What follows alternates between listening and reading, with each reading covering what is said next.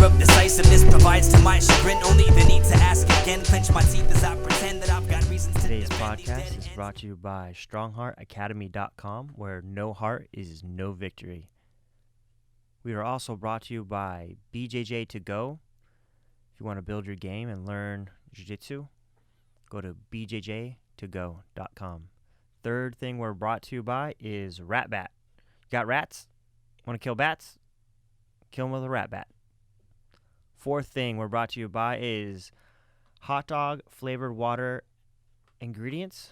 If you want to add it to your smoothie, hot dog flavor ingredient. This stuff I refuse to do. Lately, man, I was sick all this week, so too that. Oh, really? It's been so hopefully you don't get sick. Sorry about that. It's all good. I think that season's coming. We around only soon made it out anyway. for like 2 minute making out, and if I think we made out longer, you would probably get my HIV. But I think I'm gonna get more from this than the oh making yeah, out, but yeah, for sure. But hey, I don't ever cross streams. it's so worth it to me. So. That's true. I live dangerous. Yeah, I like living on the edge. Oh, by the way, we're live now. Oh, hell yeah! Not live. We're recording. Well, thanks for coming on my podcast. Yeah, you man. actually helped me do all of this and inspired me to do it and wanting to do it. I went on one other podcast and that was like an extra bump of like, oh, I think I can do this. Like, What and podcast was that? that was Bob Faby. His is called Third Space. He's like a pastor, but I like it. It's, I'm a kind of religious guy. Did you put that out? I didn't see that. Did you? Like, where can I check that out at? On Third Space podcast. I know, but where? Like, is that out everywhere? I don't or? think it's a video at all. It's only audio? It's only Yeah, audio. But their studio is so awesome. like a radio. They have like yeah. a studio, Yeah. and they have all these cameras. They have this weird mission thing going, and it's actually pretty cool. They had another guy there who was like a jazz guy, and he goes to he does ministry through jazz, like jazz fusion or whatever. Yeah. And I'm not really into jazz fusion, but it was just cool. Like, these guys are like sharing their faith, but like in kind of cool ways of doing it. Yeah, different ways. Different ways of Creative doing ways. it. Yeah, creative ways. Yeah. And So it's not boring. I just like or creative people, period, Yeah. man. I just like creative people, and Bob speaks really well, and he wrote a book that was a really cool book, and I love the cover of the book. So one of the podcasts, he came in, and I kind of talked about his book, and I was talking to him about forgiveness. I have trouble with forgiveness when I thought I understood it, because I've been growing up a Christian or whatever. And like, people go, "Oh, just forgive." And then if you read the Bible, there's nothing in the Bible that really tells you how to do that. To forgive? Yeah, not really. It just tells you to do it. So what was your definition of forgiveness? I thought just getting rid, forgetting about it. Honestly, like saying the words, like you punched me in the face. You didn't punch me in the face, but you punched me in the face, and I dealt with it and said, you know what? He might have had a bad day. I forgive Keith. And then That's kind of forget it. Oh, you know? okay, yeah. And then, but I was noticing that like these things would come up, like someone's name would come up, and I thought I was like over it, and I was getting this like these emotions of like, man, fuck that guy. Oh yeah. And it's like, Oh, and I I get was like, those all- man, I thought I was over that, and I was telling him about it. I think those are natural feelings. No, though. I think they are too. Yeah. But I was just asking him, well, how do you think to deal with that, man? Like, you're a pastor, like this is your job, and Yeah. your forte, like, what do you think? And it was a good conversation. Well, what did he say? He was just saying, pray about it and pray about your enemies. But my thing about was like, So when you're praying about your enemies, like you're like, how are you? What are you praying for? For them, for their well-being? yeah. And then he said, So he has the same definition as I have, I think, which is kind of cheesy, but to me, forgiveness is love. no, yeah. It is. No, yeah. Love your enemy. So it's in the Bible. Love your enemies. So if you're doing that, then and you're praying for your enemies, I mean, technically, forgiveness is love in his Yeah. So definition. I never considered like these people like enemies. In my mind, enemies is always like someone out to destroy me, like war almost. Like, Yeah. and I don't really feel like I have anyone that I know that is trying to destroy me. These are more like, maybe there's some people like scheming, Yeah. but I don't feel their presence, So I didn't know. I never looked at it like that, Like I looked at this guy's just kind of a douche, and he was an inconvenience, and I didn't feel like So you just kind of built up hate within you for him that didn't need to be. Yeah. And Do you ever get in like it's fake? more about myself, not them. Like I'm more angry at myself. Like what is wrong with me? I know. I get I that, give a crap Yeah. about this person You're that means spending nothing. so much of your time and energy on this, and it's yeah. like, why is this guy even bothering And you? I think it's good step as a human being to recognize that in yourself, like, because I think many people don't. They just get burned hot, someone flips you off in traffic, and you're like, for a week, you're like, fuck that for guy, sure. like, it's such a waste of my time. Yeah. And I recognize Road rage is definitely a thing that yeah. needs to be controlled, because you're already at a 7 while you're driving. Oh, and yeah. one thing that ticks you off can just sets a lot of people. I can't believe certain people's road rage, but but that affects the rest of their day, like you said, in their week. And you just think about that guy. It's like, there's millions of these assholes. It's never going to go away. Just accept it. You know what I mean? And I'm never going to see that person again. I don't exactly. have to interact with that person again. But does it ever get so bad where you get in fake fights in your head? Like, if I see this guy or even with somebody like, I'm going to fucking blah, blah, blah. Or if this situation happens and you're so tough in your head and all this, you know what I mean? Well, and then maybe, I don't know, you do whatever to chill out, and then you're finally like, why would I do that? Yeah, why am I thinking that's not even going to happen? And that situation, if it did arise, I shouldn't go that route. Yes, even. it's so dumb.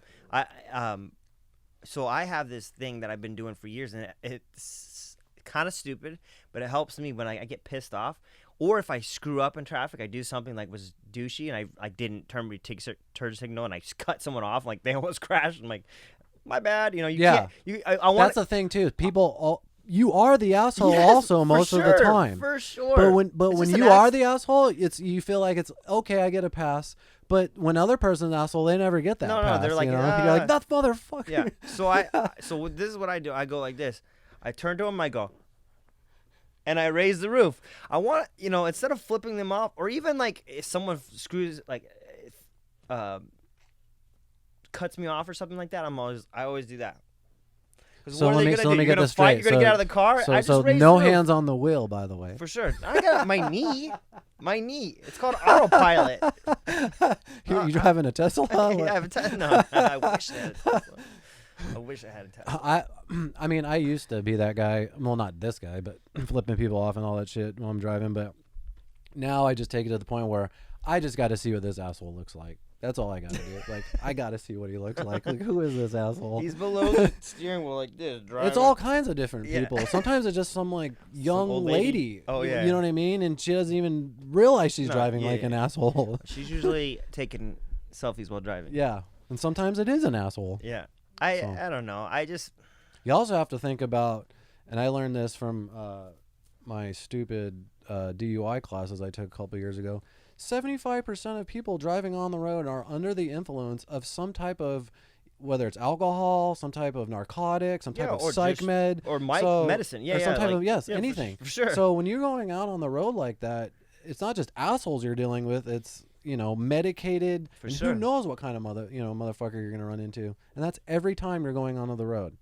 When I did landscaping, we used to work a lot in Sun City sometimes, and I would see these old people freaking like driving, I mean really bad, like going across 3 lanes like this. They're probably drunk as fuck. Yes. I would call 911. I'm like, I would literally call 911. I'm like, I think this person is going to freaking kill. No, but like, I was like, they're going to kill someone. Yeah. Like, I'm like, they're going to kill someone. They're in their golf cart. They're all they're going to kill someone. And they're like, oh, they're just old and, it's okay. They don't do DUIs during the day unless you crash. Yeah. You know what I mean? Like, no one gets pulled over for DUIs during the day unless you get pulled over something different and they smell it. Yeah. That's what I mean. Yeah, they get pulled over. But my dad lives in Sun City, and I know he drinks a lot. I'm sure he's driving. Lives in Sun City? Yeah. How old is your dad? You know what's funny is he acts like he lives in the. I guess there's a cooler part of Sun City. There's like the 80 and 90-year-old area of Sun City. He's like, I'm not in the old part of Sun City. I'm like in the cooler part. I guess it's like Sun City West.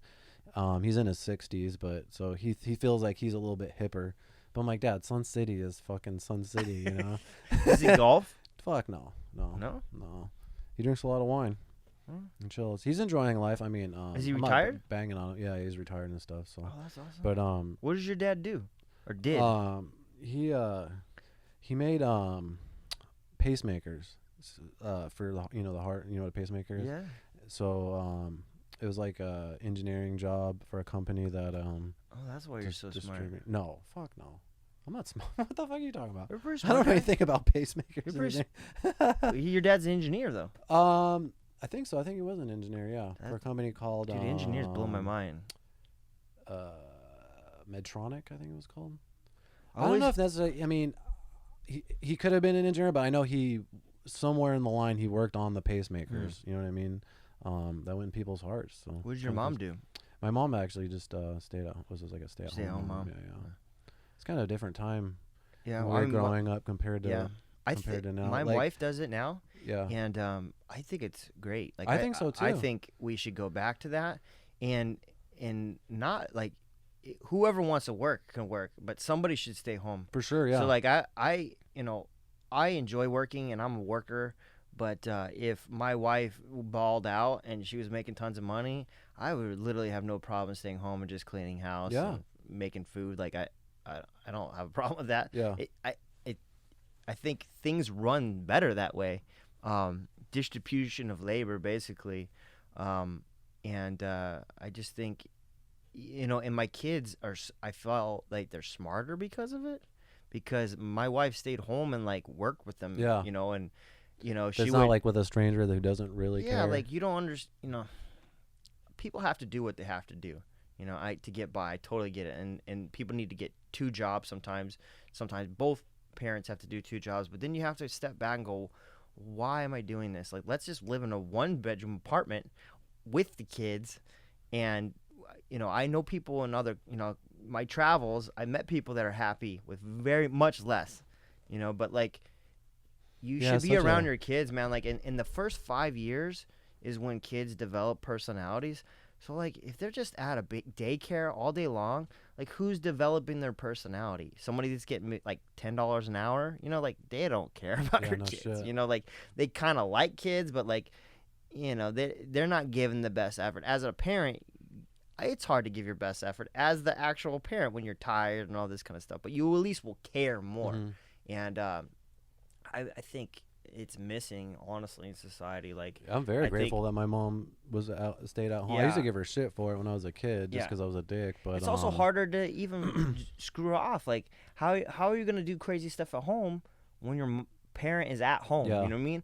We were talking the other day on Tuesday. Like, we used to go to Blanzia's house. Why? Because no parents. Because no parents were home. You want. For sure, you can do whatever you want. Whatever you want. It's harder to get in trouble when the parent is at home. Now, obviously, you could always go to find the parent, the place that parents are. But when you're like really young, that's not as much of an option. You're gonna stay at home and play. Yeah, I had a lot of like my mom was cool, man. She fucking would play video games with us and shit. Like, I remember getting Super Mario Brothers 3, and then we'd be both so into it, and then I would go to school and I'd be so jealous of her playing it during the day that I like, you cannot play this during the day. Yeah. And then I came home later that day. Mario Kart, you said? No, Super Mario Brothers 3. Oh, Mario all Brothers. The Nintendo games, but I remember this in particular. And I came home and started playing, and I forgot what it was that triggered it, but I could tell that she did play it and beat the game, and she tried saying that she didn't, and I totally caught her doing it. You know what I mean? Really? Like, yeah. That's awesome. Because I was like, you cannot play this while I'm at school. You gotta wait for me. That's so cool. Because I wanted us to advance together on the different levels and all these different things. And she totally just said fuck you, and she beat it while I was at school, and then acted like she didn't. Yeah, that's cool. My wife is really good at that with my kids too. Like, she plays with them even more than I do, and I think our play is a little bit rougher. Oh, for sure. Dad plays different, but I bought the boys this Nintendo Switch. Oh, the Switch is badass. The reason was Mario Kart. Because me and my wife loved Mario Kart. I was rocking that last year. Anytime you can play with your girl, a video game is cool because most don't enjoy it. But Mario Kart is kind of a universal, like... Well, Switch is good in general for families and friends. It's very interactive with multiple people. That's why those games are fun. And then when my kid was like 5 or 4, my little one, he could still play Mario Kart because it's just turning the wheel, gas... and breaking. Even that, it was kind of hard. Yeah. But like a lot of the other games, they have to read the screen and they can't understand what's going on. Like Zelda. Like there's prompts up. It's like Zelda. Yeah, there's prompts. They can't read it. So like I was like, oh, we'll get Mario Kart, and the whole family can play together. And then we lost the stupid game. I was bummed. But it's fun. You still have the Switch? I have the Switch. Yeah. Yeah, the Switch is awesome. And my son plays it a lot. And they play Super Smash Brothers. It was kind of a fun game, and I'm not very good at. But it's another game that all of us can play at the same time. So I try to get games that we can all play, versus like you by yourself, like first-person shooter or something, where you're just sitting there and everyone's just watching you. But that's the problem with video games. Like when you play with friends, it's like no one wants to sit and watch you play video games. Yeah, that's why. I mean, that's not true. I guess people make money that way now, but. I don't want to watch. I just miss the landing aspect of it. Where did you ever do that? Where you land? Do you know what LAN is? What does it stand for? Local area network. It's like when you when the Xbox first came out, you could plug another Xbox in another room and play each other. Like 4-on-4. Yeah. So you can do that with a Switch. Yeah, totally. But when Xbox came out, that was the first console to do that. That's right when Halo dropped, and that was very innovative at the time. And I just thought that was the coolest thing ever because then there was no more screen watching. Yeah. No. So literally from 2000, I forgot when Halo 1 or Halo Combat Evolved dropped, probably 2001-ish, I would say. From 2001 to 2008, dude, my whole life was just getting a group of anywhere from 8 to 32 people. And if you, as a matter of fact, if you came to my house anywhere from 2003 to say 2008, I had a 2-story house. I had 4 TVs upstairs and 4 Xboxes, and 4 TVs downstairs and 4 Xboxes with 50-foot Ethernet cables up the ass. And I was constantly landing fucking Halo. And like I don't know if you remember like Matt Polk and Colin Hurd and all those guys. Like they were actually one of my original, and David Terzic. They were my original team players before I took it serious. Like we were just having fun, but we'd all get together and it was so gross. All those guys would chew while they play, leave all their chew, but we would drink and smoke, just have fun. You know what I mean? And it was just a cool little fun bonding video game experience. And I don't know if it's because I'm older, I just can't find the right game, but I don't know. I always wanted to get all the guys together and do that again. Maybe even with the old Halo. It'd be fun. But it was just a fun experience, man. I got so nerded out into the video gaming, man, that I ended up fucking traveling on a 4-man team around the country playing competitively. I wanted to get so good to beat my friends at it that I bought a second Xbox just to practice on my sister. And I would just destroy her constantly, and she would just cry. And then when we go to these lands... How much younger is she? She's 5 years. That's quite a bit. Yeah, so, like 4 or 5 years. So she was like a teenager, and you were like in your 20s. I was like 18... I was probably like 19... No, wait. It was 2001. I was 21, and she was probably like junior, senior in high school, I think. Maybe just getting out of high school. So maybe just 3 or 4 years. All right. But anyway... I can't believe I can't figure out the difference between me and my sister's age. Anyway, so then when we need a player for the lands, like we'd be someone short, everyone would be like, well, just bring your sister. And then she would come and she started making friends with everybody. And then, you just get good by playing against better people. So she ended up getting really, really, really good to the point where she became, one of the first female professional gamers on a team called Clan PMS, which was Psychotic Menslayers, and she was featured. Psychotic Menslayers. Yeah, oh, that's they were such like a cool name. The Clan PMS was like a bunch of female girl teams, but she was like on the main squad, and really? She was on like an Electronic Gaming Monthly, like all these different gaming. I heard you were telling me about that. Yeah, she got a lot of attention for it, because like I said at that time. There was literally no female gamers, dude. And I have to say, she kind of opened the door and paved the way and inspired a lot of people. My Halo name? Yep. Started off as it's Bog. Oh really? Yeah. And then evolved into Obit 1. Obit 1 is how I knew you for a little bit. Yeah. You've had like 20 different nicknames. Well, it's because I had like 20 different Xbox Live accounts. You get those little 1 month free cards, and so you had to re-sign up. You never got into gaming, huh? Not really, man. Just jiu-jitsu. Yeah. Like I that's definitely obsessed. Smarter. I don't know about that. Well, no, because you could defend yourself and do things that actually you could use in real life, like gaming. I mean, I think I was just poor too.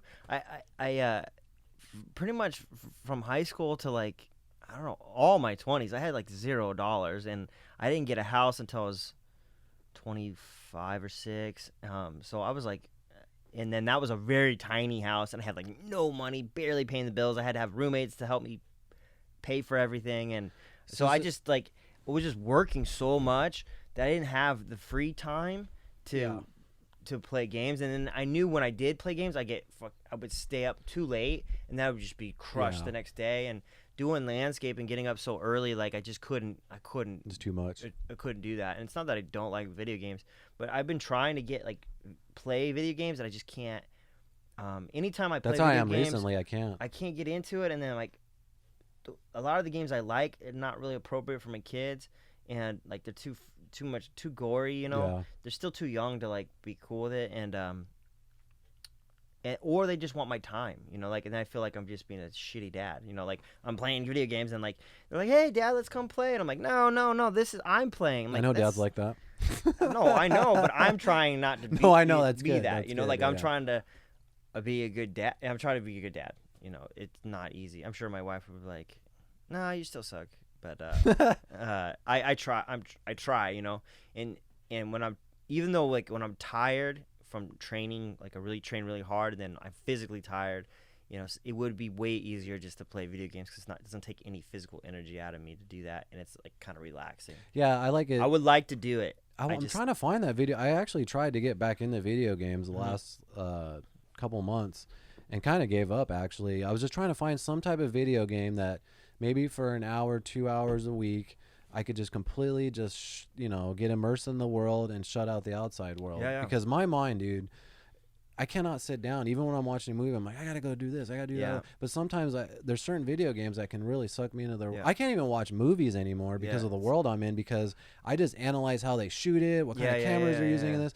Like video games, I feel like are the only thing that I can get sucked into the world. But I tried World of Warcraft again. A little bit of escapism, you know. What's that? Yeah, escapism, yeah. There's nothing wrong with escapism. You just got to can't get too deep. Exactly. But that's the other thing is I'm worried about getting too sucked in, because I'm also the guy that I like to get all the achievements, all the extra nerdy shit. Like I want to get, so, but I think what I'm going to do is, after watching that recent Rogan with that guy from, the guy from Oculus does the virtual reality. I think I want to get one of those, dude. Those seem badass, and you can also get legit workouts in them, like from the boxing, the Star Wars game. I wanted to try the boxing. I got the one for. I'm a Sony PlayStation guy. I like just like the controllers better, but I got their version, to put on for Christmas. First of all, my in-laws are badass. They give me the coolest gifts, cooler than my wife, cooler than my parents. Like nobody has ever given me cool. Like my first iPod was from my in-law. They give me cool stuff, super cool stuff. They must really like you. I guess. I think I make sure that their daughter doesn't die and is fed, and like cool, Eat all this cool shit. But they give me this cool thing, like super and not cheap, but it made me so sick, man. I got like motion sickness, and I sold it because I'm like I can't play it. It was super fun, but I was like I do about like 20 minutes. And I'm like done. What was it? It wasn't one of those ones you put your phone in, was it? No. Okay. It was a full head gear thing, and then I think I had like almost like. I got this really really lame one that came with my Samsung phone. It was a Samsung one. Yeah, I thought those were good. Literally, you put it on, but you have to put your phone in as a screen. Yeah. That's the worst thing you can do for your eyes, dude. Oh, You're literally none of just that's looking good. at. Well, the VR ones are built a little bit differently to kind of. I mean, it's still not good for you, but it's not as bad as literally just staring at your dude. After 10 minutes, my eyes hurt so bad they were sore for like the rest of the day. Like you worked them out. It was like it was weird. My eyes are so open, like I didn't blink too. I wasn't blinking. I was like, I can't blink. If I blink, I can't see what's going on. And my son played with me a little bit, and I took a picture of him because the thing was so big, it looked like this futuristic like the Matrix, you know, when they're in the like the little egg thing, and they have like things over their heads and plugged into their head. They're definitely goofy. He looked so funny in it, so I took a picture. And I think he was like PJs, no shirt, like a skinny little white boy, and then the big goggle thing on his head. And it looked so funny. Yeah. So, but I had to get rid of it. And the last game I played quite a bit was Spider-Man. I heard that game's amazing. It was so fun. I want to play that game. It was just fun because that reminds me of like the Batman Arkham Asylum games. Yeah, those open world. I had that one. But Spider-Man, that'd be bad as fuck. This was even more fun because you're swinging. That'd be bad. And the swinging is so fun, and then you can build up and you can get suits. So different suits, it's like 30 suits, and you can get like the old 60s That shit's suit. so fun, dude. It was fun, and my boys started playing it because I didn't think they would be able to handle it, but no, they got into it, and they started to That was be able good to for play. hand-eye coordination and figuring things out and puzzles and. Yeah, my older one is more of a gamer than my young one.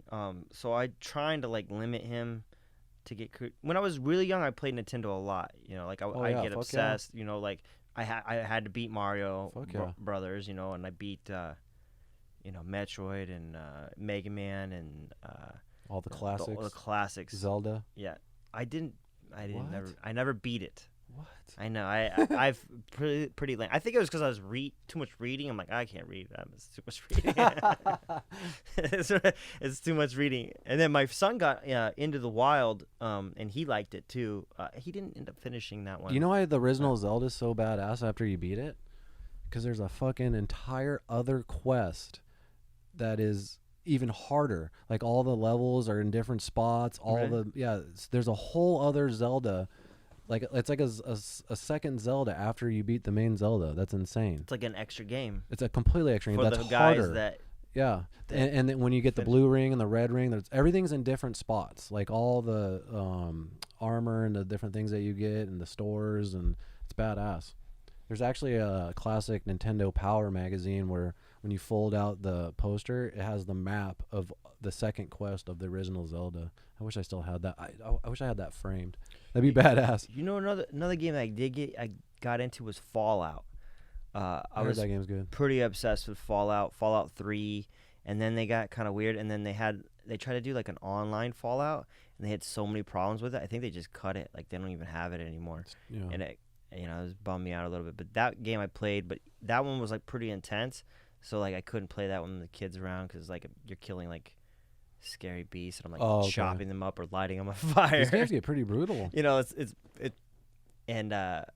funny because me and my wife were talking about it too. That when we were kids, like we watched I watched Hellraiser when I was a little kid, man. Yeah, the Hellraiser is crazy. Yeah. Like he looks and like a chain with a hook comes and like rips your flesh out, bro. It's intense, you know. But we watched that when we were little kids, and I don't do any of that with my kids. Like, I just is it hard?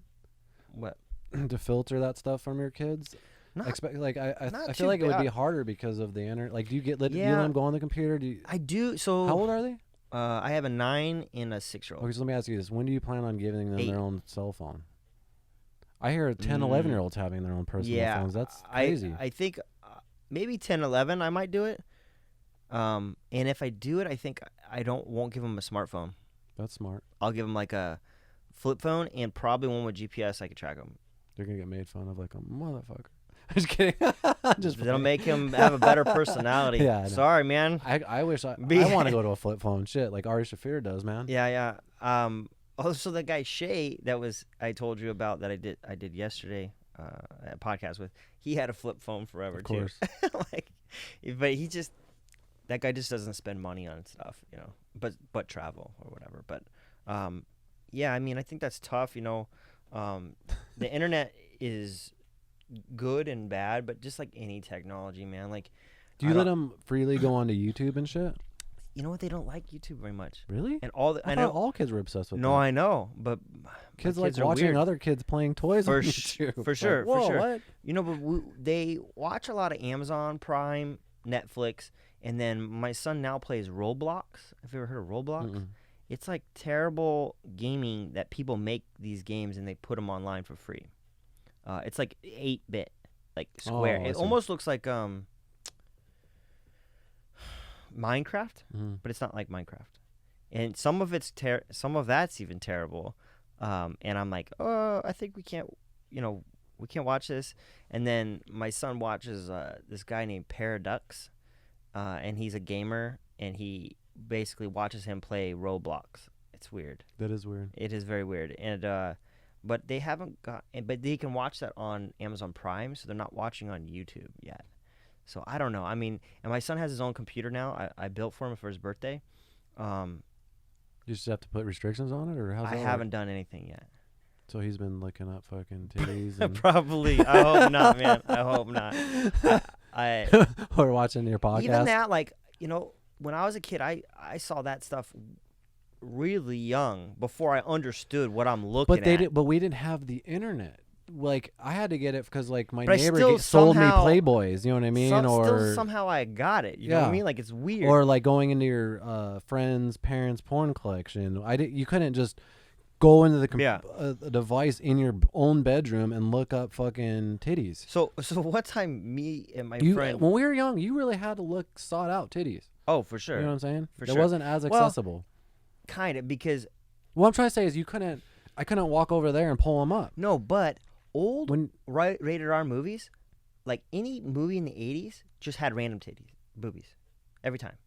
Like, if you watch old random movies, they just would have random boobs. Like sometimes it was just like a girl running through the screen, like her top fell off. And like, what? Now, because I watch all these old movies now, I'm like, it's crazy how many, like, they don't do that in movies anymore. You don't think so? Nah. Titties?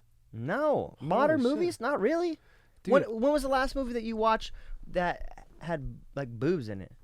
More like rom-coms actually have more nudity than... I can't speak for film right this second, but as far as television programming, every HBO show on every fucking thing but has titties. My kids aren't watching HBO. That's true. Yeah, but we're talking about accessibility. If they wanted to see titties, they could go on, I guess. HBO. True, but as a matter of fact, we do have a code on our so I do have, like, adult mode and kids mode, and if they want to rent anything, they don't know the combination. I have like they have to give me the combination in order to access it. And Netflix is pretty cool too, where they have the kids and the adult. And we have a code to get on the adult side. 11111. Yeah. Password. Password 123. Have you seen that show or heard that show Euphoria on HBO? Mm-mm. It is the most wildest fucking craziest show I've ever seen. Really? I cannot believe the things they show on this show that are on HBO right now. Like pornographic, or just like not just pornographic, but I've never seen more wieners on a show in my life. It's crazy. They like literally show. There's a scene where there's a guy with a micro penis just beating it off, and it's supposed to be a teenage girl watching him on the internet, and he's paying her money. And I'm like, this is on television? Like, what the fuck? This is crazy. Yeah, it's supposed to be a show that takes place in high school, which, if this is the shit that's going on in high school now, dude, fucking things are crazy. Because, like, I would think that these are things that should be in college. Like, the topics and the subject matter. Oh, yeah. And my girlfriend's a lot younger than I am, but she's like, no, this is a good reflection on how society is in high school now, with everyone having their phones. For example, there's, like, a character who no one in her high school knows who she is. She gets picked on and this and that, but she creates this weird, crazy, like, fiction online, and she's famous on the internet. And those things really do happen. You know what I mean? Yeah. And sure. I was like, wow, it is such a different time that we live in. Like, I have no idea what high school's like. And if it is like what is on this show, it is fucking crazy, dude. Yeah, I don't know. I it's kind of weird because I teach, I do have access to, like, kids and talk to them. You know, I teach ages 4 up to high school and then adults. So, like, they're definitely different. And one of the things I noticed with kids, like the teenagers, is they don't drive. Like, so many of the kids don't get licenses. That's weird to me. And I was like, that's very odd. The first freedom I remember as a child was a bicycle. That was first freedom. And then I went everywhere. I rode miles, man, miles.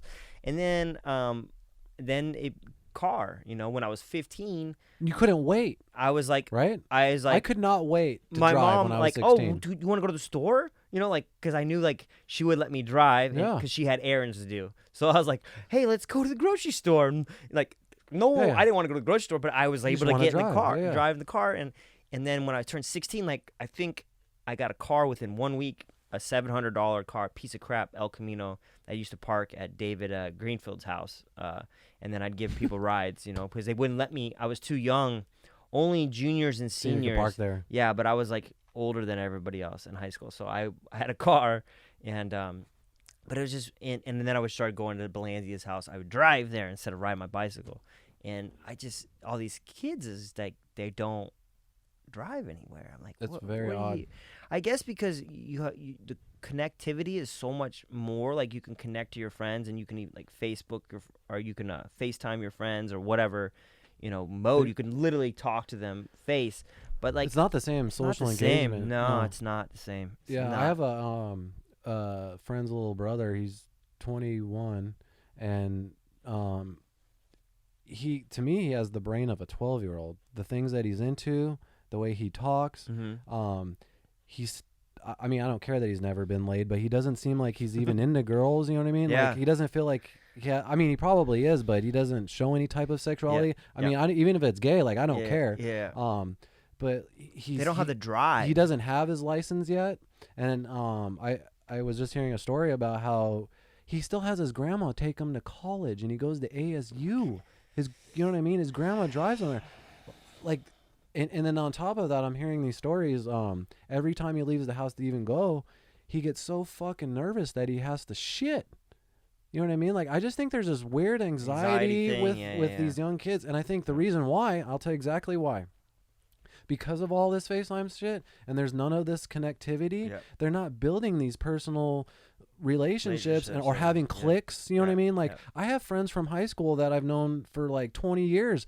I don't feel like kids are growing up with these cliques and like all, you know, these groups of friends. Even my own kids, and you know how you're saying you're going on the bike and doing all those crazy things? Yeah. I'm sure you were doing that with other kids, right? Oh, yeah. You know what I'm saying? That's not happening nowadays. Yeah. So these kids, when they get 16, they don't care to drive. Yeah. You know what I mean?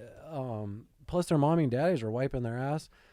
I feel like our generation, like our parents, kind of babied us because they got beat, so they didn't want to beat us, so they like tried to you know, I don't want to beat so they kind of babied us to the point where now our kids, not necessarily, I'm not saying you, but like the next generation, they're just even extra babied, and then on top of that, there's no world war. We're the most comfortable we've ever been in society. There's the most resources. Everyone's fat as fuck. We don't have to worry about food or anything. So what do you have to worry about? Going to fucking college? Like, what? That's fucking odd. Yeah, I there's this thing of like expanding your territory. So like, and there's two ways you can look at it. And then the illustration is circles, basically. So, you know, if I'm in this circle. You mean just like overlapping? Yeah, well, like, I don't know. Let's draw on a book. Probably not cool to draw on a Martin Luther King book, but it's okay, I guess. So like, say you're in this circle, right?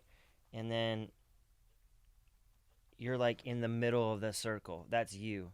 And then your reach is what you are. So like when you're a baby, you know, and you start crawling, you can like, once you start crawling, you're expanding your territory, like what you're accessible. Like I can grab my toy, it's over there. But when you're a baby, like I see the toy, I can't get it, you know, like it's not accessible yet. So you're always like going to the frontier of your space. You know what I mean? Does that make sense? Yeah, I like this. And so when you start crawling, I can go more. When you start walking, go more. And like I remember when my kids started doing what they call I don't know what they call that. Where they walk along stuff. Like they can't walk yet. I don't they pull themselves up and they like walk along, but they can get farther because they can use this couch to like walk along the couch, you know. Then they start climbing crap and getting into the cupboards.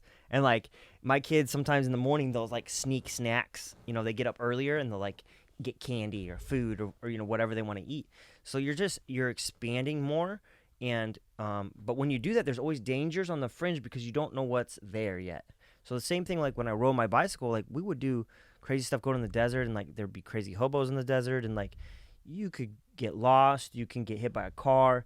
There's dangers. There's always dangers because you don't know what's outside your circle yet. And every time you go to the fringe, that's where the danger is, but also that's where the growth is in your life. And I take that like with my life too. Like I'm always trying to get to the edges of where my boundaries are, and then I move a little farther, and I move a little farther. And you know what that is? And then you can do that inner too. You can go inside yourself to your brain, like we were talking about earlier, like, why do I have trouble forgiving people? Why do I get angry in traffic? And those are territories that are actually sometimes more scary than what's out there is in there. Yeah. Like dealing with your shit, basically. And I feel like kids aren't exploring their boundaries as much, and I think that's super detrimental. Like it's part of humanity. When we were like tribes, okay, and we came out of Africa or whatever, they would constantly have to walk into new danger, like this new area. We've never ate this kind of food. We've never seen these kind of animals. Then, even worse, there'd be another tribe over here.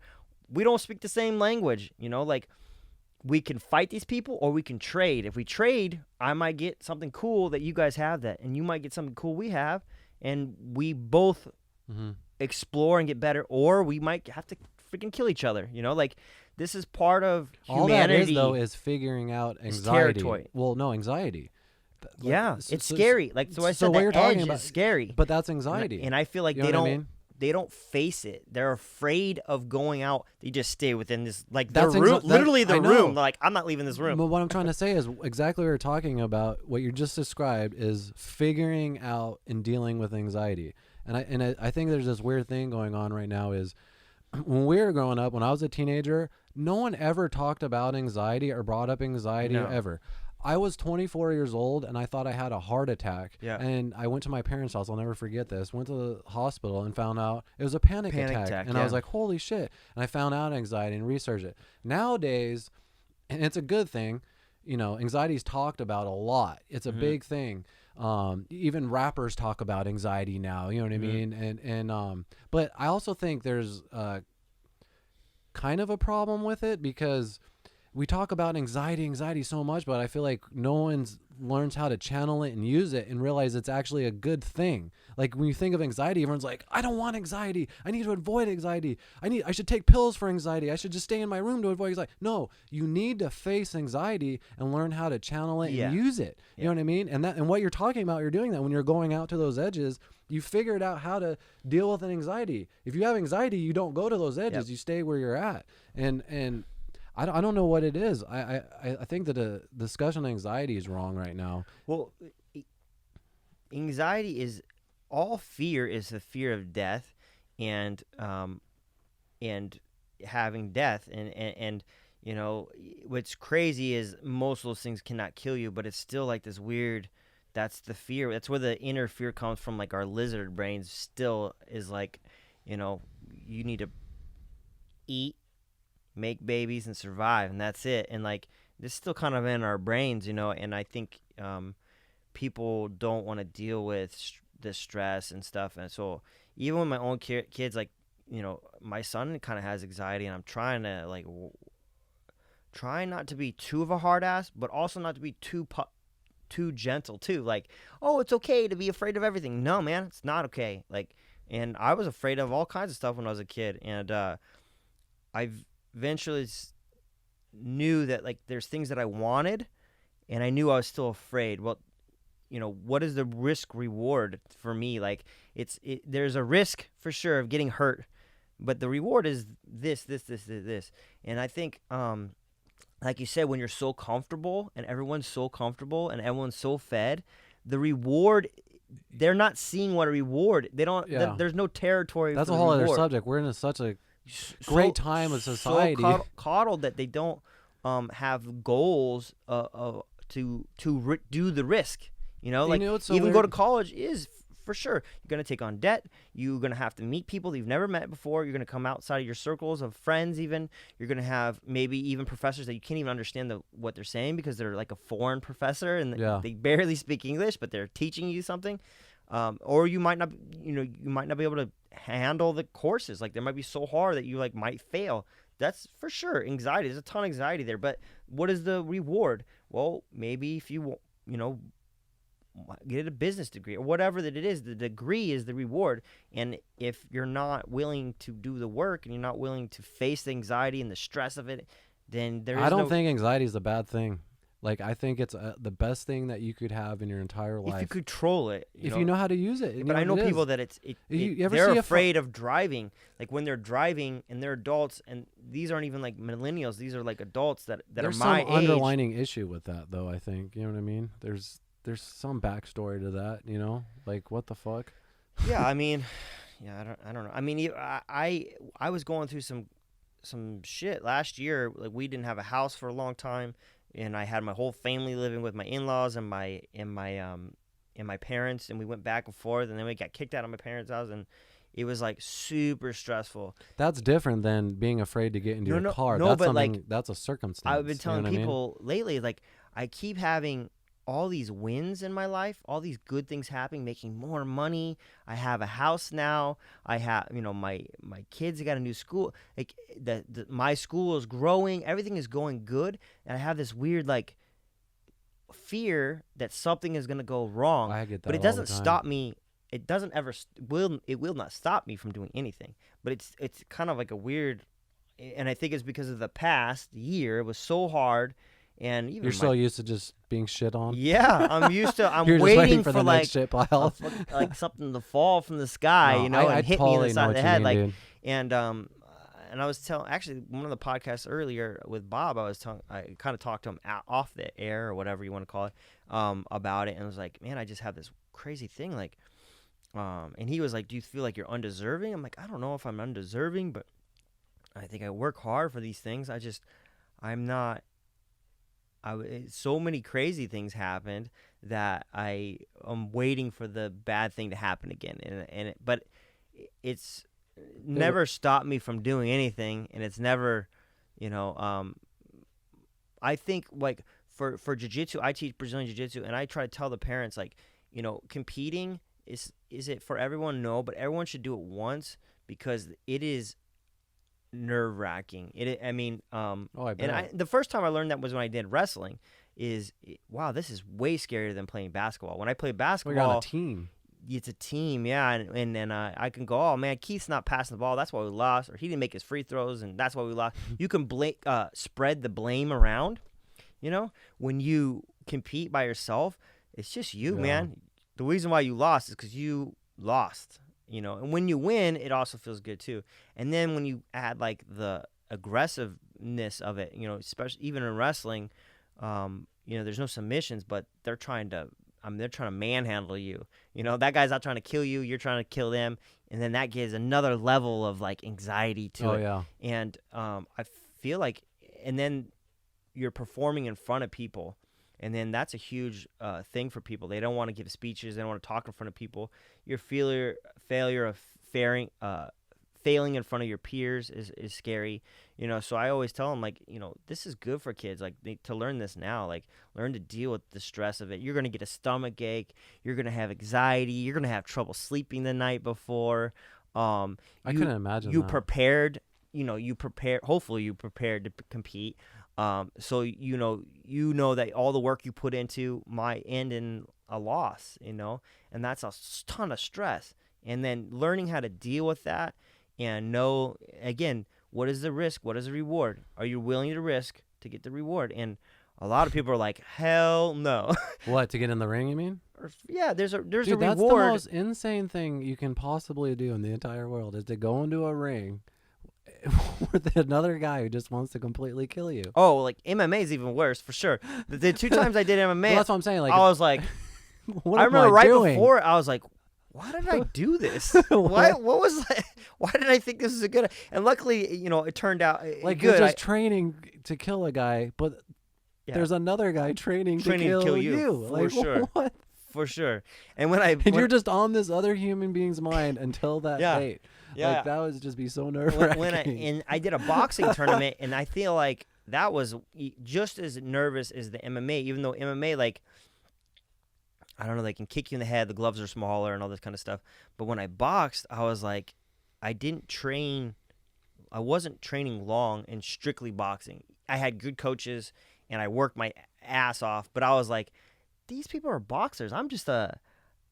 This is like a hobby for me. Like, I'm just like walking into their world. You feel like a poser? Yeah, not even a poser, but I'm just like, these guys have been doing it longer. Yeah. Some of these guys have been doing it since they're little kids. I've been doing it for like 6 months. Yeah. and then I didn't cut any weight. So like, I was just my regular size. These guys were huge. I stood in line, I remember, and we were weighing in. I'm like, oh, what weight are you? And he's like, it was like the same weight as me. And he was like 6'2", and I was like, and his arms are huge. And I was like, oh, crap. And I ended up fighting that guy. Oh, I beat him. Really? Yeah, but I was like, right before I got in there, I was like, what the fuck did I just do? Why did I sign up for this? Like, I wanted to experience, and that was the reward for me. Like, I wanted to know that I can do it. I can hang. I didn't even care if I won. It was, can I hang? Can I do this? And can I hang it? And I like, again, that's my new territory. Like, I like that edge. Like, and then later I did yoga, and I got my 200 hours in yoga, and it was, part of it was just a new experience for me. And can I be in this space with these different people? And it was so different. These people are like flowers and sunshine, and I go to boxing, like, you gotta punch this motherfucker in the face, like, the way we speak is different. Wow. You're gonna destroy that guy. And then you go to yoga, it's like, you need to understand that what's inside you is not a reflection of the side of them. Like, you just speak differently. And I wanted to do it just for the experience. But even that is like, there can be anxiety there, because like, I'm not as flexible as these guys. I think differently. I look differently. Are you talking about teaching it, or like the anxiety of teaching yoga, not being flexible, or no, just doing it in general? Practicing it with them. Practicing with these people that were really good at it. And just like you do anything, and you're terrible at it. Yoga's a hard thing to get good at. I mean, not good at. It takes a long time to get good at. Yeah. Yeah. Most people aren't flexible. Even the most in shape motherfuckers you ever seen that never done yoga. Yeah. Get them to do yoga, and they'll struggle. Oh yeah, I do it in jiu-jitsu all the time, because I think it's funny, because these like really strong guys are like. Oh yeah, that's me. Yeah. Dying. I've been doing it for 2 years. I'm still like that, dude. I'm still like. And then falling over. And, we would take these other classes that weren't just like strictly yoga. I'm trying to get her, Cheryl, on the podcast. She said maybe in November, but she runs the place, and they do instructor training programs too. So you do these courses, and it was cool just to listen to different people's like take on yoga, because yoga is so varied. Like, and there's, and then people commercialize it and make it their own thing. But the traditionalists, listening to them, like almost a religious aspect of it and understanding it. And then I got into the yoga nidra, was really cool, which was like all just meditation, and like I liked meditation a lot. I dug it a lot. But because I'm so ADD, and that's why I named the podcast AZ80HD, because it's a joke to me. Like, I'm just like chasing butterflies all the time. So the meditation I really dug, because it made me focus and try to like concentrate. So this is meditation within yoga, or separate from the yoga? It's yoga nidra. So I don't know what that is. It's guided meditation. So all yoga is disconnection. So when you're doing your poses, basically you're trying to tire yourself out, and with breathing, so that your mind can disconnect easier to the meditation at the end, which is shavasana, which is corpse pose, which is when you lay flat. And if you go to like a LA Fitness or something like that and do yoga, they'll give you like 2 minutes of laying flat. Most people do yoga for the physical benefits of yoga, like stretching, flexibility, mobility, strength, all those type of things. But true yoga is for your brain. And then if you get a little bit farther, like they try to do chakras, which I'm not really a big believer in the chakra stuff, but that's like energy forces in your body, almost like the Jedi Force and all that kind of stuff. Fuck that shit. But I think it's the mental aspect is real, And Western psychology uses meditation. I always pronounce that word wrong. What is it called at the end when you're Shavasana? Shavasana. So the whole goal is to be good at I get what you're Vrishasana. saying. I understand that, but like when I do yoga and I do the Shavasana, I get so fucking tired that I feel like it ruins the rest of my day. I just want to go to sleep. So I actually cut my Shavasana short. But now what you're saying makes sense. Like I actually do yoga more for the physical just because of my back and things like that. Yeah. But I also meditate, but I should be incorporating it more and hearing you talk about it. Oh yeah. But the reason why I don't is, like I said, I lay there for 2 minutes, dude. Yeah. And if I go any longer, I'm going to pass out. And then when I get up, you ever take a nap during the day and it's like harder to get up? Yeah. That's how I feel. And I'm like, okay. Oh my God. No, I feel refreshed. If you do the Shavasana right, you should feel refreshed. And I can give you some even YouTube guys. So Yoga Nidra is cool because it's not yourself. You're listening to someone lead you through meditation. So you listen to their voice. I struggled with, I hate most of these people's voices, and I couldn't, like, I would be thinking about, man, this guy sounds like a So it's like bag. a YouTube video and then you just do it? Yeah. I do it with, it's probably the most popular one out there. It's called Yoga with Adriene. I don't know if you've ever heard of it. If you just Google yoga, there's a YouTube, billion of them. there's a billion of them. She's a very popular one, but my girlfriend got me into her. But she has like probably 1,000 different kinds of yoga. Yoga's for psoas, yoga for this, I yoga's think for that's that. all good, man. But when I started getting to the meditation aspect of it, I that's felt when it all like comes together. I felt just clearer, like a fog is lifted. Yeah, but are you man. still doing it? No, that's why I'm a mess. I'm a mess of a human being right now. I gotta get back, man. I do, and I have no excuses. Like I have time. How long is it? Like the whole session? A Yoga Nidra is only half hour. That's perfect. Yeah, and then when I was doing Ashtanga, that was hard. That's like an hour and a half minimum, and then that takes a chunk of my day, and then I get tired. Which one's tired, physically tired. That's hard as hell. Which one's that one? Ashtanga. And Ashtanga, a lot of the yoga that you do, the poses actually come from Ashtanga. And they're super strict too, which I'm not like. I don't like strict rules, so that's hard for me too. But I don't know. I could show you some stuff with Yoga Nidra, and sometimes I lead it in class. Like tomorrow, I'm going to do a yoga class. I'll teach a yoga class here, and I try to do at least 20 minutes of meditation at the end. And most people tell me they like it. I don't know, but you never know if people. I think if you're a single guy, joining a yoga class is one of the best things you can possibly do. They used to do free yoga at there used to be a DeSoto market on Roosevelt Row. Yep. And they'd have yoga every Saturday mornings, and I was like me and 3 other dudes and just 40 smoking hot chicks. Yes. This is true. And Camel Toe Central. I don't wear those clothes anymore because nobody wants to see plump. You know, I was wearing though my fight shorts, and then sometimes I'd wear they call spats, which are basically just like legging like underneath yoga pants for dudes. You know, but I always felt that they actually helped me recover the tight pants. But I would wear shorts over them. You know, I don't wear. 'Cause you don't want to be just. I don't want to look like men in tights, man. We are men. I'm gonna have to get some of these now. And but for plus, sure, it looks like you're like really into it. Yeah. I mean, there's some, you know, they sell all this yoga stuff. It's funny because original yoga, they wear basically like a loincloth thing and a tiger's rug, and that's how they a rug made out of tiger. What do you mean they? Are you talking about the Indians OGs? from India? I see. OGs, yeah, original gangsters yoga guys, you know, and women weren't allowed to do it originally. Is that where it came from? Is India? Yeah, I didn't even know that. Yeah, yoga's from India. Yeah, and you know, and then I was learning even Sanskrit and all that kind of Sanskrit, and that was hard too, but I recommend it. But for sure, like you could. I had a friend that trains. You could what? Get a lot of chicks from yoga. For sure. Oh yeah. Because you're just the only guy, or one of the few guys. You know, But and even that I felt weird doing yoga too, because I was the only dude. Not because like I didn't feel weird doing it, but I didn't want to be the creeper dude.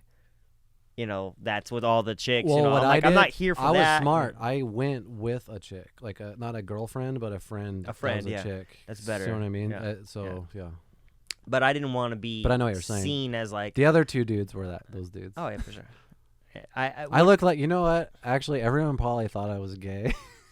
When you had longer hair? Or? No, because you know how like gay guys hang out with chicks, and then I'm going to her with the yoga class. I just had this feeling that every time I went, everyone was like, that must be her gay friend. Yeah. But you had long hair back then, right? Yeah. Well, actually, or like it's probably like probably just a little longer than now, and I was growing it out at the time. I was like, if you had long hair and a ponytail, like you would fit in really well. Totally. If I put in the man bun, I totally looked like a yoga dude with the beard. I look like Jesus. Yeah. Oh yeah. Yeah. I had that look for a little bit there.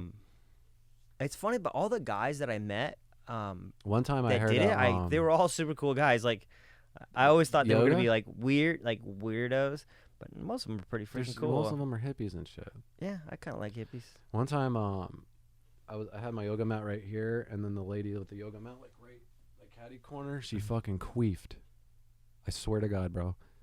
I swear to God. Just gotta no eye contact. Just keep looking forward, man. Just keep looking forward. Make like a half smile. Actually, she couldn't see me in her peripheral, but it was funny me watching her after because she was so concerned.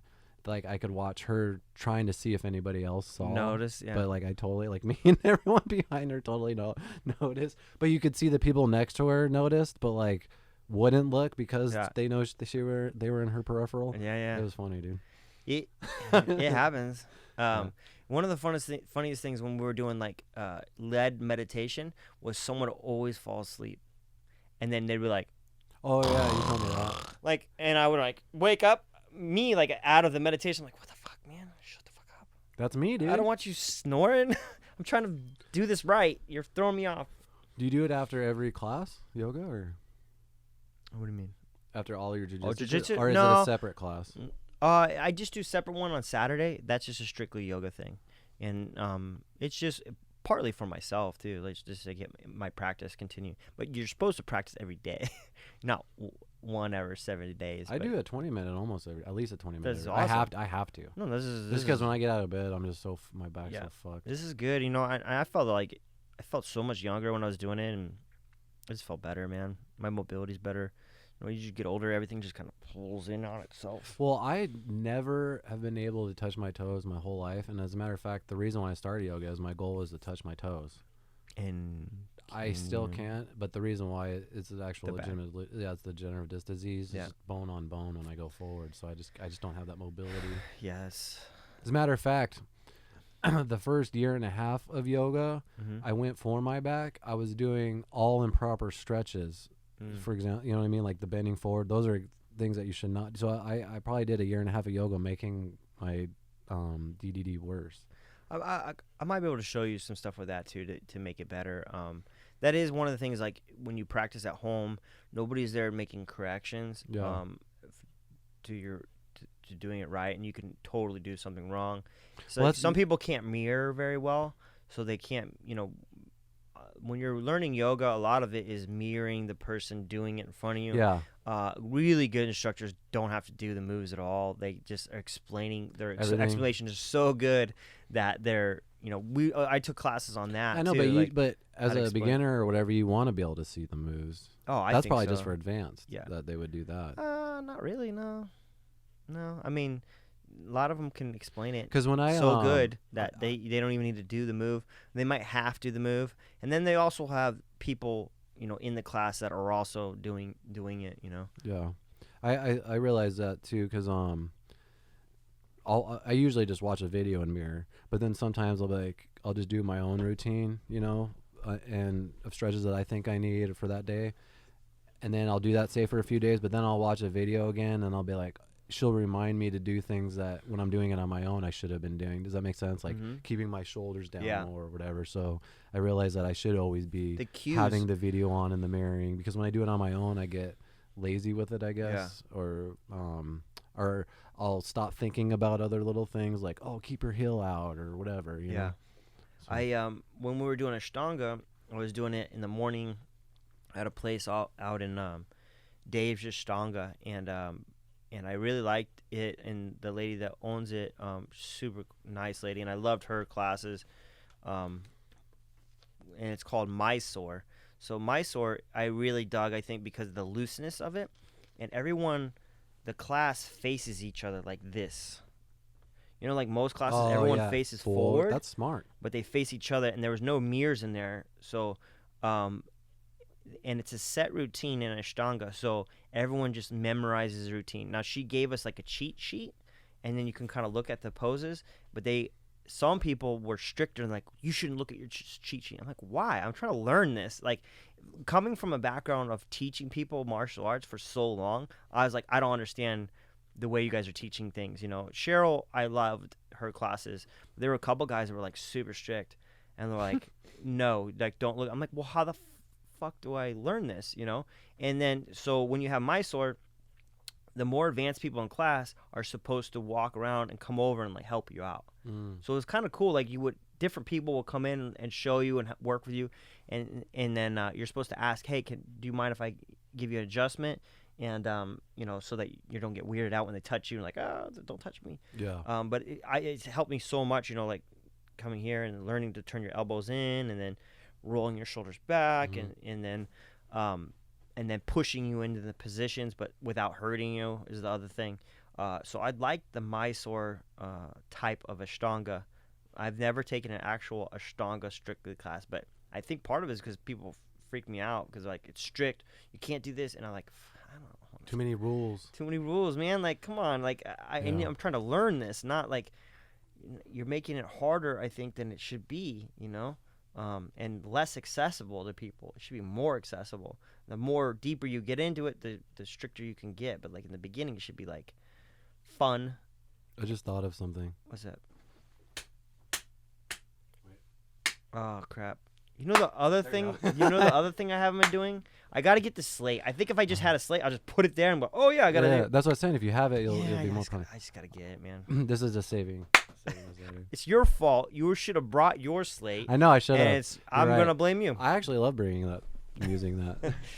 I should just get it and just get it. I keep forgetting to take people's pictures too. Yeah, we could do that. Like, so you got to remind me to do that when we're done too, to take a picture, because I'm trying to get a missile made too, right here, and then we'll take a picture. Oh of the missile. Is that the guy building it or what? I don't know. I gotta call him. Is it gonna be operational or? No, no. Decommissioned. He builds rockets, so it could. But I said I don't want anything in it. You know, he builds like it's crazy. I should actually get him on here because I didn't know about rocket building. You know, when you're a kid, those model rockets, you get them like Hobby Lobby or hobby places. You know, well, he builds like giant ones, and he has to actually contact FAA and tell them we're gonna launch, and he has to get a certain license. You know, which makes sense because he could put an actual payload and like drop rockets into the city if he wanted, because he goes outside of the city. Wait, how big? Some of these were like 6 foot tall. And how high is he launching them into the... Fucking high. What? Like you can't see it anymore. And then what? It comes back down? It comes back down, and lands? Yeah. Wow. Yeah, he has a parachute on it and all that kind of stuff. Yeah, I think he says he has like accelerometer and a bunch of stuff on it, and he can like monitor it and all kinds of crazy stuff. Damn. And but that's why he's like, you know what? I think he could build me a rocket. He's like, oh yeah, I can build you a rocket. I thought it was a missile.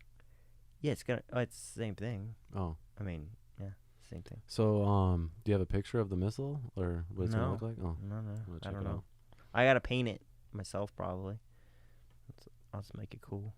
Make it the Strong Heart colors. Yeah, sure. Strong Heart octopus missile. I'm gonna get some tentacles wrapping around the missile. That'd be cool. So like I said before, I was on your podcast, and I got into this because I was on yours and kind of inspired. Yours is the Bogcast, but I subscribe at youtube.com/the Bogcast. Shameless plug. It's not shameless. Like, I'm actually supposed to be helping people plug their crap. Yeah, that's something I'm learning. By the way, congratulations on the podcast, man. That's cool awesome. So far. It's been fun.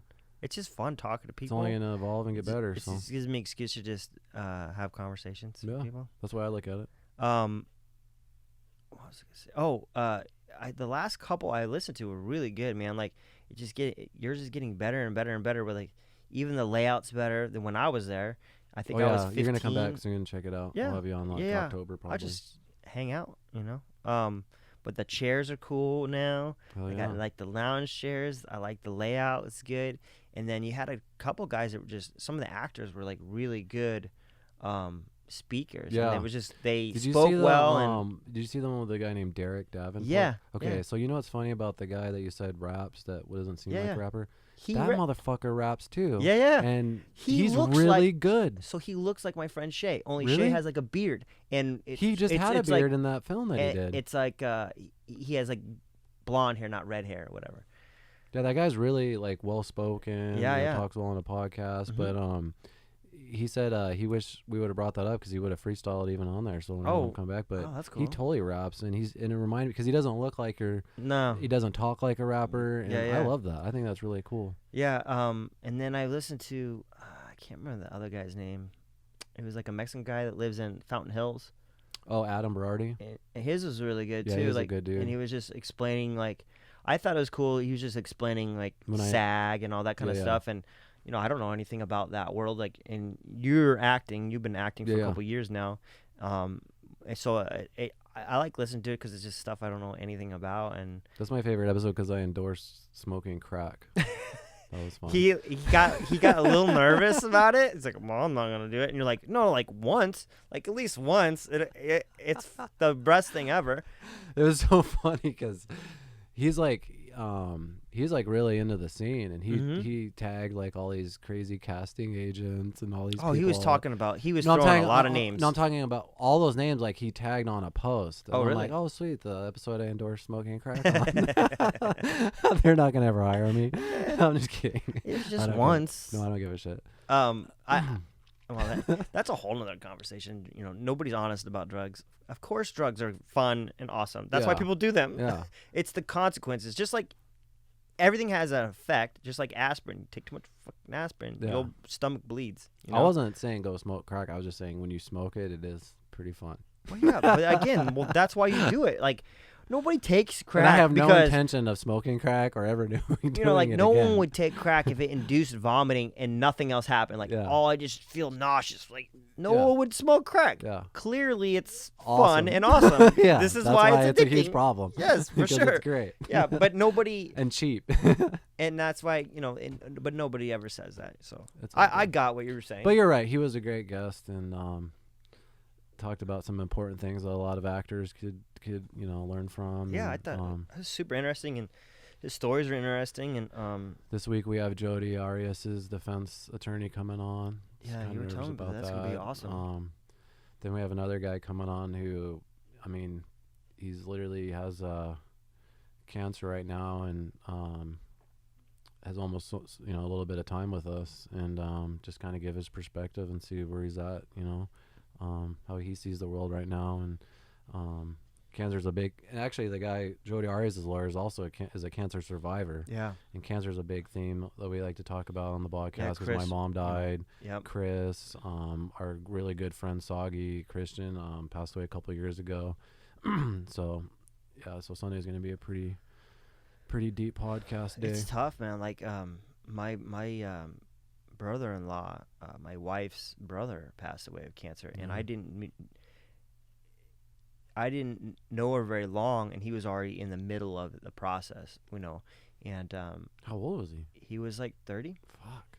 And I hate those stories when it's that young. And he got I don't know him very well, but it didn't seem like he smoked, but he got lung cancer, and then it spread to his brain, and then I think the lung cancer it was kind of like he was okay, but the brain cancer, they would cut a tumor out and he'd come back, cut it out, and then finally just it took him. No. And it's seeing how much it affected their family, and my wife was so much of her life was based kind of not based but like inspired or whatever about her older brother, because they have a weird her brother was 9 years older, and then it was my wife. Just a weird dynamic. And then she has 2 little brothers that are younger, and they're like really close in age. So it's just like a weird. He was so much bigger. Gap. Yeah, it was so much bigger, and it was almost like a dad for her, I think, because her parents worked so much that her brother was kind of in charge a lot because he was 9 years older than her, and so the music that she likes, the there's these things that are part of her life even to this day he influenced is the good word. Well, inspired. Whatever. And so it affected her so much, and her parents, it affected them so much, and they still speak about Mark sometimes, and I don't know what that's like, and what I can't imagine when he passed away. Yeah, a long time ago. I'm not even sure anymore. In the 2000s, probably, like early 2000s. Yeah, early 2000s. It's been when we weren't married when he passed away. I've been married for 11 years, so maybe like 16 years ago or 14 years ago. It's been a while, and then he was married too, and his wife, and he couldn't because of the radiation and stuff he was getting. And then she remarried and had kids, and then her parents, my wife's parents, still kind of kept in touch with this lady, and I can't imagine even that lady, like, your husband passed away and then you remarry, and like this part of your past is still always going to be a part of your past, and then you have kids now with a new guy, and I don't even know how you talk, like how do you even have this conversation? I don't even know, man. And I couldn't even imagine if you lost your mother, like, and we were talking about earlier, like, your connection, or like playing video games with your mother, and like I'm assuming you're really tight, like with your mother. And I just can't even imagine, man. And I can't imagine how your father deals with any of that kind of stuff, man. Like, well, I don't even know, man. I don't know how you grieve. I don't know how none of that works. Well, what sucks with my mom is, while she had the cancer, I was just so ignorant at the time, and like I just felt that as long as she showed up to all the appointments, that she was in good hands, and that I always thought she was going to survive. Like, we never thought that she was going to die. And I realized that was the dumbest thing I ever could do. You have to be your own doctor. Yeah, you have to be an advocate for everything. So my mom died because of low potassium. She was literally on the couch watching Dancing with the Stars with my sister and my dad, just started flopping around and went into cardiac arrest, fell on the floor. Brain damage, you know what I mean? Just couldn't, it was on a life support for 3 days, and then we had to take her off. Now, the reason why she died of low potassium is because the chemo is a poison that just completely destroyed her whole body. And if I wasn't as ignorant, I would have made sure she was on her fucking vitamins, eating, all these other things. Back then, cannabis was... If I would have brought that up, it was been like saying to do heroin. Oh, you know yeah, what I mean? Yeah, so, yeah. But knowing what I know now, is especially with Chris, if she was on, 800 milligrams of CBD THC, she would have been sleeping more. Yep. While she's sleeping, that means she's healing more. She would have ate more, getting more nutrition. She would have been laughing, giggling, being goofy, because sometimes that's what happens when you're on THC. I saw it with Chris. Yeah. All these things that, like, I wish I could have done. Yeah, because I could see, like, you have so much sadness, Yeah. You need a relief. You need to be goofy and laughy. For sure, yeah. I mean? And I stress the importance of cannabis for cancer. You know what I mean? Yeah. And Chris McClay is a perfect example of someone who survived with a combination of chemo and cannabis. Really bad. He had a cancer the size of a fist taken out of his fucking leg. You know what I mean? And I honestly... He had a rare one, truly right? believe that if my mom was on the same regimen as Chris, she'd be with us today. But I just was like, oh, she's got this. They have it, And it's like, no, they don't. She's just another fucking number to them. You know what I mean? And I just... That's... one of the things I look back, I just wish I was more... I mean, we were proactive as far as, being there for her, taking her appointments, things like I'm just talking about, like, all the things that really need to be done as far as eating right, getting the proper nutrition. To die of low potassium is pretty sad. Yeah, man. It sucks. It's like fucking just eat an extra banana a day, But But when that chemo, man, not only was she not eating, she's fucking throwing everything up. So she didn't have any. She's not getting the nutrition because it's coming out. Yeah. So. Man, Yeah, it was shitty. And then I watched my dad for literally 3 years after that. Just the saddest I've ever seen anyone in my entire life. I can't even imagine. I'm Christian and I have that belief, and that's the hardest thing. The hardest thing is why would a God do that? And people ask me, I'm like, I have zero freaking clue. And anyone that tells you otherwise is a liar or delusional. Like, there's not a great explanation for that. I don't know. And I've seen good things happen after something terrible happens, and you can say, oh, it led to this or that, and maybe that's true, but I don't know. When you're in it, I don't see you going, oh yeah, it's part of God's plan and I'm okay with it. No, man, nobody's okay with that. Like that's a terrible, and the loss. And if it was my spouse, I'm worried too, because cancer is like a lot in my wife's family. Her brother died, her grandmother, and I think her grandfather on both sides of her family died. So it's like from both sides, and I'm always, and even for my kids too, like no one in my family has cancer. It's not genetic. So for sure, the things that I put in my body, like this. That's what I was just gonna get at. Is important that I monitor that. But like if my wife died, I don't even know, man. I don't know how we deal with it and move on. I'm a strong guy. I think I'm just as mentally strong as I am physically strong, but that would be so hard to deal with. I don't want to say it's a good thing, but the good thing that I guess did come from it is the education I did learn from it, because I've done fucking more research than you can imagine on cancer and all those things. For sure. And then just being able to promote it on my own podcast. Mm-hmm. For example, having Chris McClay on is how we got our guest Sunday, who came down with cancer. And so if I could just spread any type of awareness, but also another good thing that it did, if anything came good out of this, is it scared me straight to where I'm not, I'm the healthiest I've ever been in my life. Yeah. And I try to put, like I like to eat like blueberries, things like antioxidants and things I've never did before. You know what I mean? I just constantly process this and that. Yeah, and my man, it's where I fall short. Yeah, you have to have some type of system in place that you're putting into your body. Food is medicine. Yeah, is medicine. What drives me nuts is people take better care of their cars than they do their own bodies. Or and pets.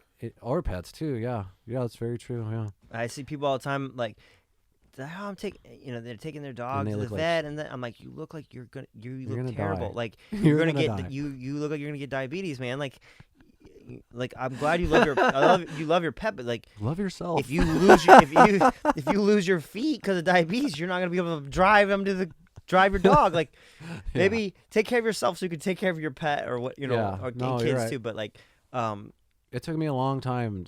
It took me 35 years to realize that, dude. To take care of yourself. Take care of my body, and it was a combination of my mom dying, just all that crazy shit I went through and getting out of, and then honestly, like even Rogan's podcast inspired me. Yeah. I started listening to that like 4 or 5 years ago, and he would just talk. You know what really inspired me is when he talks about your inner bitch. Do you ever hear him talk about that? Yeah. And it's true. I would wake up and I'd have this gym membership, and I'd be like, "Fuck it, just sleep in," and that's your inner bitch. Yep. And once I found a way to defeat my inner bitch every morning, and I'll wake up. It starts every morning for sure. Exactly. But right away, I'll either get a yoga or a workout in, so that way, even if my day is completely shitty for the rest of the day, at least I could say, hey, I got that fucking yoga in at least, you know what I mean? Yeah. And that completely changed my life. Yeah. It's not always yoga. Sometimes it's writing. I'm writing a script right now. Sometimes I'll just get up and write for an hour. My whole rest of the day will be dog shit. I got 3 pages in today at least, you know what I mean? Yeah, so that I have to say that is a lot of Rogan that inspired that into me too. So yeah. I love his podcast is pretty good, man. I mean, it's helped jiu-jitsu.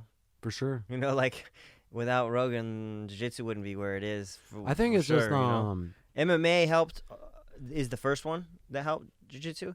But Rogan promotes it all the time. He promotes it, and then not only does he promote it, but then he promotes it to his guests, and then his guests come back, and now they're doing jiu-jitsu They're doing it too, yeah. And then they're promoting it, and then they have podcasts, and they're talking about it, like, so it like grows on top of itself. And then you find out a lot of people who have done jiu-jitsu their whole lives that you didn't even know. Like, for example, on Guy Ritchie, he's a director. Yeah. Like, he's a fucking black belt, badass fucking I knew jiu-jitsu. he did, And, oh, you did? I'm sure people in that world, but, like, I'm a huge Guy Ritchie fan. I never heard of that, ever. Yeah. I was like, that's bad as fuck. Yeah. Yeah, I mean, it's he helps a lot of people with that kind of stuff, and I think what he's done mostly is just open everyone's mind to everything, and just being willing to have open minds and open conversations, even with people who are completely disagreement. He'll have someone with completely opposite opinions on the show just to learn something from them, but then be accused people slam him for it, being on that person's side. I have a friend that but I love how he doesn't care. Yeah, he shouldn't care, because when you're above everybody else, you shouldn't care about the people below you. I don't know. I have a friend though that, like, he had what time is it, noon? Okay. Oh, you're in trouble? No. I just got to be back at 1, but I want to edit one of your. You need an edit, right? Yeah. Anyway, I have a friend that won't listen to him because he had some guest on that was so like conservative guy. I'm like, it's the stupidest thing ever. Because he had Bernie Sanders on or something, or no, it was conservative. It was the guy does the crazy guy that talks about aliens and. Are you talking about Alex Jones? Yes, those are the best ones. Those are the best ones. And I don't like Alex Jones, but it's so entertaining. I try to explain to him, but he just. I don't know. There was people today. Remember that thread I told you about on Reddit with I don't want to get into it, but it was the Brendan Schaub thing. Oh yeah. Well, anyway, in the comments, all these people are just shitting on Rogan, like his intelligence, right, and then his intellect, and I'm thinking, you can't be an idiot to be where Joe Rogan's at. You know what I mean? He's obviously an intelligent, very smart motivated guy. But you want to know how I know he's smart? Is because the smartest professors and intellects in the world want to go and grace his. They're present for them. You know what I mean? Like Neil deGrasse. I mean, I know it's a big platform. Yeah. But it's not just the platform. They know he's an intellectual guy that they want to talk to. But also, they don't get on anything else. You know what I mean? Like, that's true. I know. Yeah, you're right. Intelligent people don't get to talk on anything anymore. Like, they're not on TV anymore. And if they're on TV, they get to do 2 minutes. But this is opening up for that to happening more. Look at all these people he's made famous. That like Jordan Peterson, fucking. And I'm a huge Jordan Peterson all fan. These like Sam Harris. Yep. I mean, he made Graham Hancock way more famous. You know what I mean? You know who Graham Hancock is? Yeah. Fucking, I love all those guys. Yeah. No, not Ancient Aliens. No. But he does like structures though. Well, no, he prehistoric. He just talks about history, how we're being lied to, how there's way more to like the pyramids are older than they are, and things like that. There's also a thing I see though is people it's. What is the word for it? Like, they take Joe Rogan for like everything he says is right and everything. So I'm not that way. Like, I disagree with some things, and me too. I think it's important to take it with a grain of salt. But like, I do think it's great that he has different people with different dissenting opinions, because you have an actual discussion where everyone's just trying to shut each other down. And I love that about his thing, about his podcast, is the different options. I was even thinking about on here having some people that like I vehemently disagree with and almost do not like, just because I want to hear what they have to say and what is your reasoning. Plus, if you guys fight, that's a lot of views. I don't want to kill someone. I'll take this off, slam it. You got the sword. I take his head and just cut his head off. Like the jihad, like a jihad podcast. Cut. Technical difficulties. Just be wiping blood off of things off the wall. Black light. Oh, I missed the spot. All right. Well, I don't want to get you in trouble, and with who? I don't know. You say you got to get out of here. So I don't have your girlfriend? I don't know. No, I don't have anybody to report to. Your girlfriend? No, she's working. I need to eat food too. I'm fucking.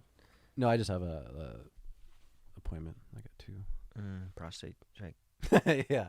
Dude, hopefully they use 2 fingers. Use 3 on me. I thought it was standard. No. All right.